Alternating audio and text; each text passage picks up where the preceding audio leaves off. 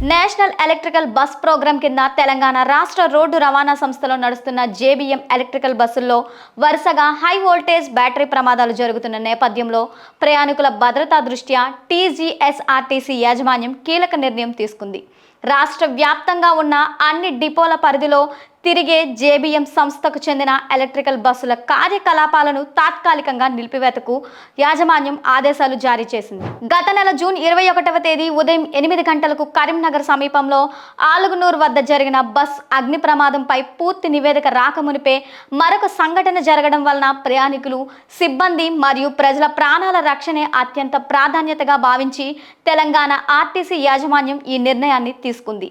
Telangana RTC JBM సంస్థ ప్రమాదాల విశ్లేషణ నివేదిక, శాశ్వత నివారణ చర్యలు, battery fitting certification, Hyderabad bus భవనాల్లో కమాండ్ కంట్రోల్ ఏర్పాట్లు మరియు భద్రతకు సంబంధించిన పలు అంశాలపై స్పందించి తగు నివేదిక సమర్పించవలసిందిగా కోరడం జరిగింది. ఆర్టీసీ విజ్ఞాపనపై స్పందించిన జేబీఎం సంస్థ పైన పేర్కొన్న పలు అంశాలపైన తక్షణమే నివేదికలు సిద్ధం చేసేందుకై వారికి టెక్నికల్ టీం మరియు చైనా నుంచి బ్యాటరీ నిపుణుల బృందం కూడా ప్రమాద పరిస్థితులు, వాటికి దారి తీసిన సందర్భాలను పరిశీలించి పలు నివారణ చర్యలపై నివేదిక తయారు చేసే పనిలో నిమగ్నమై ఉన్నాయి.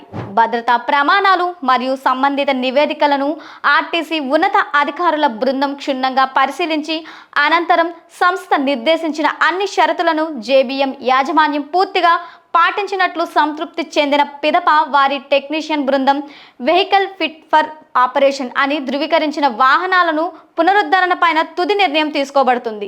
ప్రజా రవాణాలో భద్రతా విషయం టీజీఎస్ ఆర్టీసీ ఎటువంటి రాజీ పడదని, ప్రయాణికుల సురక్షితంగా ప్రయాణించేలా అన్ని జాగ్రత్తలు తీసుకుంటామని ఈ సందర్భంగా యాజమాన్యం స్పష్టం చేసింది.